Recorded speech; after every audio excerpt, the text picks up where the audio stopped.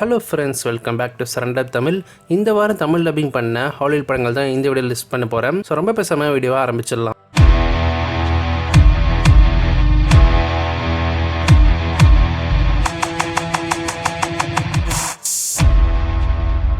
நம்ம லிஸ்ட்டில் ஃபஸ்ட்டாக பார்க்க போகிற படம் நெட்ஃப்ளிக்ஸில் ஒரு ஹிஸ்டாரிக்கல் ஜானரில் வெளியான மேரி.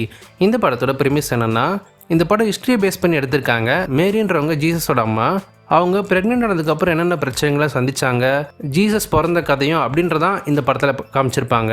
வரலாறை ரீக்ரியேட் பண்ணியிருப்பாங்க இந்த படம் மூலிமா.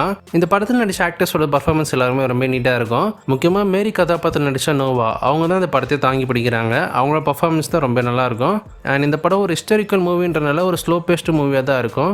நெட்ஃப்ளிக்ஸில் இந்த படம் தமிழ் டப்பிங்கோட அவைலபிளாக இருக்குது.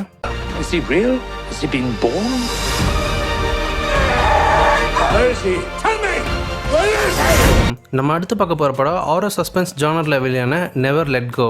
இந்த படத்தோட கதை என்னென்னா, உலகம் ஃபுல்லாக ஒரு ஈவில்னஸ் பார்த்தீங்கன்னா ஸ்ப்ரெட் ஆகி மக்களை பார்த்தீங்கன்னா சாகடிக்குது. அதுக்கிட்டேருந்து ஒரு அம்மாவும் 2 பசங்களும் பார்த்தீங்கன்னா தப்பிச்சு காட்டுக்குள்ளே ஒரு வீட்டில் வாழ்ந்துட்டுருக்காங்க. இவங்கள அந்த வீடு தான் பார்த்தீங்கன்னா பாதுகாத்துன்னு வந்துட்டுருக்கு. இவங்க அந்த வீட்டை விட்டு வெளியே போனாங்கன்னா அந்த ஈவில் கிட்ட மாட்டிப்பாங்க. அப்படி தப்பிக்கிறதுக்காக 3 பேருமே அந்த வீட்டோட சேர்ந்து ஒரு கயிறை பார்த்தீங்கன்னா கட்டிக்கிட்டு தான் எங்கேயுமே போவாங்க. இந்த மாதிரி இவங்க எப்படி அந்த காட்டுக்குள்ளே சர்வை பண்ணுறாங்க, அந்த ஈவில்னஸ் கிட்டேருந்து தப்பிச்சாங்களா இல்லையா அப்படின்றதான் இந்த படத்தோட கதையாக இது கொண்டு போயிருப்பாங்க. இந்த படத்தோட ப்ரிமிஸ் கேட்க ரொம்ப நல்லாயிருக்கும். படம் பார்க்குறதுக்குமே சரி ஓரளவுக்கு டீசென்ட் வாட்சபிளாக தான் இருக்கும். ஒரு சஸ்பென்ஸோட படத்தை பார்த்தீங்கன்னா கொண்டு போயிருப்பாங்க. என்ன தான் நடக்குதுன்ற மாதிரி காமிச்சிருப்பாங்க. பட் நிறைய ஆன்சர்ஸ் பார்த்தீங்கன்னா சொல்லியிருக்க மாட்டாங்க. அது கொஞ்சம் ஒரு மைனஸாக இருக்கும் இந்த படத்தில்.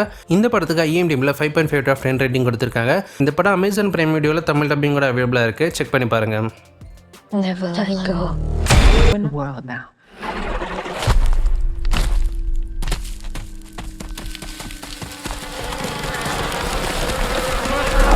நம்ம நெக்ஸ்ட் பார்க்க போகிற படம் பேக்மேனு.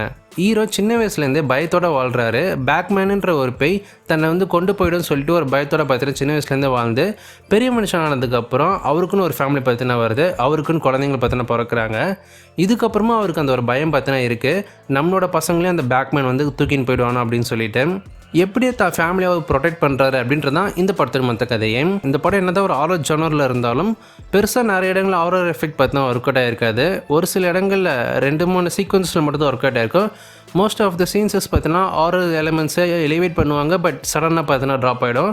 இன்னுமே பெட்டராக ரைட்டிங் பண்ணியிருக்கலாம். இந்த படத்துக்கு IMDbல 4.6/10 ரேட்டிங் கொடுத்துருக்காங்க. தமிழ் டப்பிங்கோட அமேசான் பிரைம் வீடியோவில் இந்த படம் அவைலபிளாக இருக்குது. செக் பண்ணி பாருங்கள்.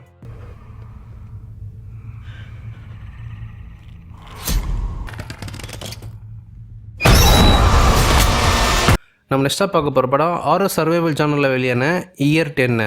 இந்த படத்தோட பிளாட் என்னென்னா, சிவிலைசேஷன் ஃபால் ஆனதுக்கப்புறம் ஒரு சில சர்வைவர்ஸ் மட்டும்தான் வாழ்ந்துட்டுருக்காங்க. அதில் நம்ம ஹீரோ அவரோட கேர்ள் ஃப்ரெண்டும் பார்த்தீங்கன்னா இருக்காங்க.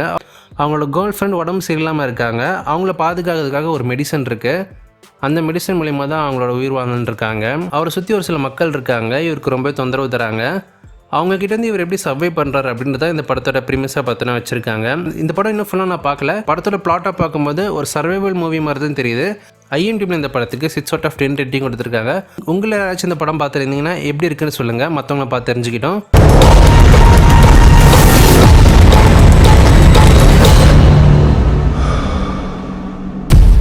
நம்ம நெக்ஸ்ட்டாக பார்க்க போகிற படம் ஒரு ஆக்ஷன் த்ரில்லர் ஜானரில் வெளியான பேரடாக்ஸ் எஃபெக்ட்.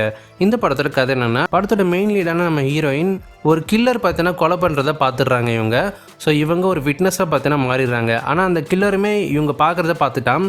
இதுக்கப்புறம் அவங்கள பொண்ணோட கடத்தி வச்சுக்கிட்டு நான் சொல்கிறத இனிமேல் நீ செய்யணும்னு சொல்லி ஆர்டர் போடுறான். இதுக்கப்புறம் நம்ம ஹீரோயின் அந்த கில்லர் கிட்டேருந்து எப்படி தப்பிக்கிறாங்க, அந்த பொண்ணை காப்பாற்றுறாங்களா இல்லையா அப்படின்றதான் இந்த படத்தோட கதையை கொண்டு போயிருப்பாங்க. படம் ஓவராலாக பார்க்கும்போது ஒரு டீசென்ட்டான ஆக்ஷன் த்ரில்லர் மூவியாக இருக்குது. 2-3 ஆக்ஷன் சீக்வன்சஸ் நல்லாவே கொரியோகிராஃபர் பண்ணியிருக்காங்க. பார்க்கறதுக்கு நல்லா இன்ட்ரெஸ்டிங்காக இருக்குது. அண்ட் இந்த படத்துக்கு IMDbல 6/10 ரேட்டிங் கொடுத்துருக்காங்க.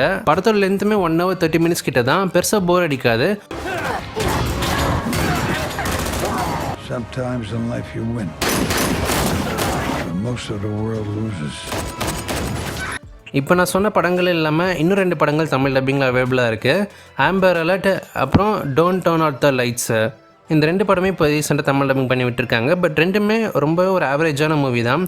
ஸோ இதுக்கு முன்னாடி நான் சொன்ன படங்கள்லாம் நீங்கள் பார்த்துட்டு வேறு ஆப்ஷன் இல்லாத பட்சத்தில் இந்த படத்தை பாருங்கள். பட் நான் ரெக்கமெண்ட் பண்ண மாட்டேன்.